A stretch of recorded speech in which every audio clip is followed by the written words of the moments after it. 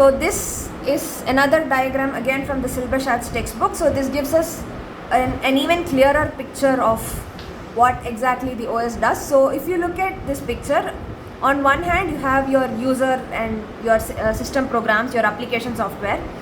On the other end you have your hardware. So the user interacts with the system by means of some sort of user interface, GUI, touchscreen, command line. So user interface in simple words is any platform which helps you give commands to the system. So if I say GUI, it is your laptop screen where you have icons. You can click an icon, it is a command to the computer to open that application. Same thing on your mobiles and tablets, you have touch screen.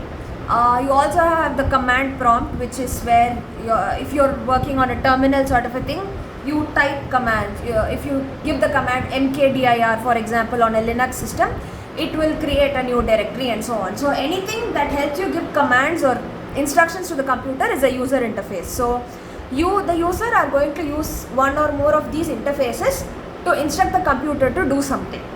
Now your instructions get converted into something called system calls. System calls, we will be looking at this in detail down the line, but for now, to give you a simple understanding of what system calls are, you can say they are a translation of your instructions into something that is more computer understandable. So those system calls must then go and interact with the hardware, and your input, output, memory, file management, whatever task needs to be performed. So what are some of those tasks? Program execution, the most basic. When you write a program, C program for example, and you give ./a.out, what tells the computer that the program needs to be executed now? Input output operations. How does the computer know that you want it to receive an input now or you want it to display an output now? File systems, there are multiple files, multiple folders stored on a computer, so you might create new files, you might delete, edit, rename, copy, paste, a lot of things. Communication between different tasks happening inside the computer.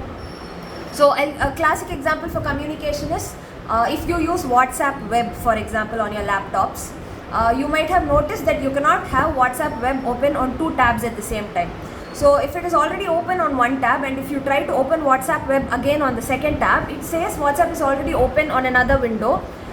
Close this window or close that window, something of that sort. So how does the second tab know that the same URL is open on the first tab as well? That is because there is some sort of communication happening between both the tabs, right? So that is an example of inter-process communication.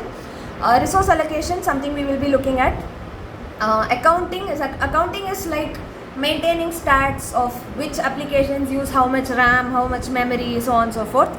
Error detection, of course, if something's wrong with the hardware or with the buses or whatever, the CPU needs to be able to alert you. Protection and security, your authentication, login, all of these services, these are just some of the many services which a computer performs or provides, right? So, and for these services to happen smoothly, there should be an interaction between the hardware side and the user side. So that interaction is facilitated by an operating system, which is why we say the OS is an interface between the user and the hardware.